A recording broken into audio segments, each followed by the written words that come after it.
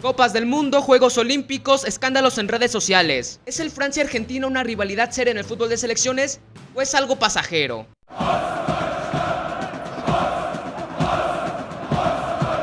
El Francia versus Argentina ha estallado como uno de los grandes enfrentamientos a nivel selección en el último lustro, y es por ello que hoy estamos aquí para evaluar en qué punto se encuentra esta rivalidad, si es que la consideramos como tal, y si realmente puede llegar a instalarse como uno de los partidos más picantes a nivel mundial y, por qué no, en un futuro, a nivel histórico. Considerando esta base de lo que va a tratar el video, primero tenemos que tratar de definir qué es el concepto. ¿Qué es la palabra rivalidad en términos futbolísticos? Su propia definición es enemistad producida por emulación o competencias muy vivas. Y en toda la definición, creo que tenemos la respuesta. Sí, es una rivalidad. Contiene el elemento de la enemistad mutua, es decir, ambas naciones tienen ese cosquilleo cuando se habla o se hace mención del otro, y es una competencia muy viva, demasiado, diría yo. Pero en mi observación y a mi forma de ver las cosas, creo que hay muchos tipos de rivalidades, al menos en el mundo futbolístico. Estas son algunas de ellas, y aquí podremos encasillar en qué punto se encuentra el Francia contra Argentina. Rivalidad por contexto. Hay casos en el que las rivalidades, ya sea de clubes o de selecciones, surgen por un contexto más allá del fútbol, es decir, extrafutbolístico. Ya sea por alguna situación histórica derivado de conflictos, temas políticos o ideales. Casos como el de Serbia contra Suiza sería un ejemplo perfecto de este tipo de enfrentamiento, lo que claramente hace arder no solo a niveles de cancha, sino también a niveles de grada. Rivalidad social. El Argentina contra México es un ejemplo de esto. Quiere dar a entender que es algo provocado por la gente, por la actualidad y lo que se expande a través de las redes sociales, y que sinceramente no va más allá de eso, pues si bien la tiradera entre gente argentina y mexicana es fuerte, demasiado, en el campo de juego no sucede, pues la calidad de un equipo a otro es incomparable. Pienso que para que haya una rivalidad que se pueda considerar como tal a otro nivel, tiene que ser de dos equipos que se puedan ganar, que tengan al menos una vara muy fácil de medir o que estén en la misma distancia. Aquí, por ejemplo, Argentina es muy superior a México. Rivalidad generacional. Esta definición me gusta, porque significa que una rivalidad ya alcanzó todos los parámetros y todos los elementos para ser considerada como tal. Es decir, ya cumple todos los elementos. Odio futbolístico mutuo, entre jugadores e hinchas, dos rivalidades a la misma altura y antecedentes en grandes competencias. El problema con esta definición es que se queda, en lo que dice su propio nombre, en generacional. ¿Qué quiere decir esto? Que al acabarse una generación de futbolistas, ya sea porque un equipo baja drásticamente de nivel o porque el picante en el duelo se reduce, deja de tener el mismo impacto y solo se queda durante una época, lo que le impide llegar al rango de clásico o rivalidad histórica. Casos como el Bayern contra Gladbach son una rivalidad generacional, porque esa rivalidad se termina quedando en una época concreta, en los 70s u 80s en este caso. Clásico. El máximo punto al que puede llegar un duelo es llegar a ser nombrado como clásico, o bien dicho en este rango, rivalidad histórica. Es aquel que sobrepasa cualquier época, generación y parámetro. Importa desde un amistoso hasta una final de Champions o Mundial. Hay tensión desde los hinchas, jugadores e incluso instituciones. Boca River, Barça Real Madrid, Argentina Brasil. Partidos que pase lo que pase, nunca van a dejar de tener el mismo impacto. Podríamos considerar el Argentina contra Francia a un partido producto de la modernidad, sin duda. El primer enfrentamiento serio entre ambas naciones sucedió en la primera Copa del Mundo celebrada en Uruguay en 1930. Galos y argentinos compartieron el grupo 1 de la primera fase. Ese encuentro celebrado en Montevideo terminaría con un 1-0 para los sudamericanos. El siguiente cruce se daría en el Mundial de 1978. Argentina, como anfitriona y posterior campeón, derrotaría a Francia por 2-1 en el grupo 1 de la primera fase. Pero hasta el momento, en ese entonces, esos partidos habían sido como cualquier otro, es decir, un partido de Copa del Mundo entre dos equipos competitivos. Todavía no llegaba a una escala en el que se picara tanto por aficionados como por futbolistas. A partir de acá, en mi consideración, comenzaría el primer gran paso para lo que estamos viviendo a día de hoy. Pues sería la primera vez que tanto Francia como Argentina se toparían en un duelo de Copa del Mundo de eliminación directa. El partido se jugaría en Kazán y una exhibición escandalosa de Kylian Mbappé, que marcaría un doblete, sentenciaría la serie con un 4-3 final que dejaría a los de Sampaoli arrastrando una racha gigante sin títulos, ahora en octavos de final.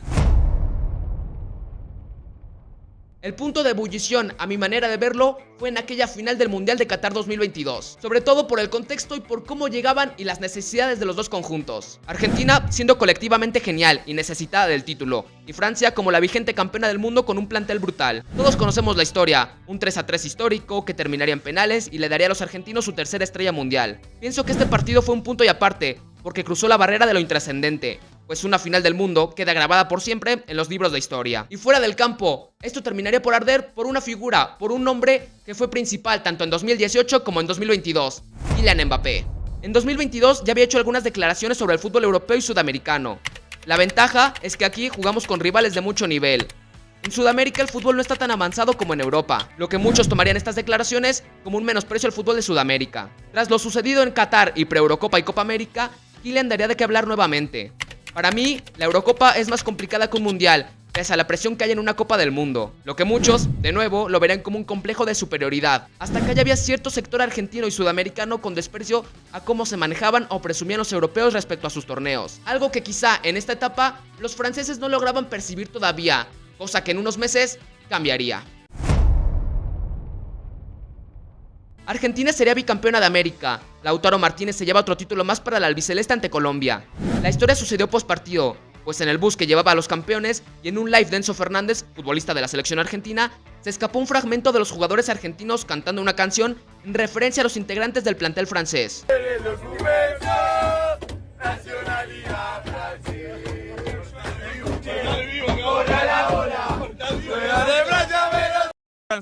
Vale, escuchen, corra la bola. Juegan en Francia, pero son todos de Angola. Aquí se desataría una lluvia de críticas, no solo por los aficionados y gente de origen francés, sino también por gente de otros países o incluso futbolistas. Tal es el caso de Wesley Fofana, futbolista francés del Chelsea, citando el video por Twitter y protestando, como la misma Federación Francesa, denunciando ante la FIFA a la AFA por cantos discriminatorios. Si en este punto todavía los franceses no sentían algo en contra de los argentinos, después de esto terminó por explotar, lo que lo elevaría a algo más allá de lo futbolístico. Los Juegos Olímpicos de París solo serían la llegada a algo que se predestinaba como rivalidad. Ambos equipos sabían lo que significaba ese partido de cuartos de final. Mismos aficionados que en otro contexto no le hubieran dado tanta importancia a un partido de Juegos Olímpicos, se la dieron por ser un Francia contra Argentina. Y como se esperaba que fuera y terminaría siendo el partido, terminó siendo.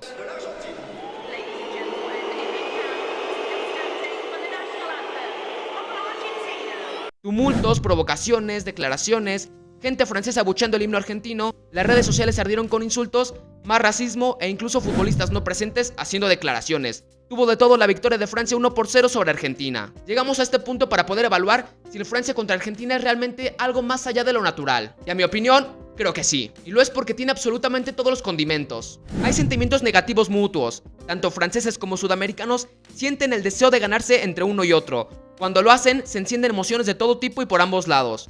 Escaló a niveles de Copa del Mundo. Son dos seleccionados competitivos y los mismos futbolistas en cancha sienten la necesidad de la victoria, pese lo que pese. Pero hasta ahora es una rivalidad que apenas comienza. Está lejos de lo mítico de un Brasil-Argentina, por ejemplo. Yo la colocaría como una rivalidad generacional, porque pase lo que pase, nuestros contemporáneos van a recordar muchísimo estos cruces. Aquella final de 2022 o lo sucedido con las declaraciones francesas. Para que esto pueda escalar a un nivel más elevado, tendrán que seguir encontrándose en citas importantes, que lo picante entre ambas naciones no decaiga y sobre todo, que no haya un bajón de nivel significativo y sostenido por algún seleccionado. Rivalidad histórica o clásico, eso lo dictará el tiempo.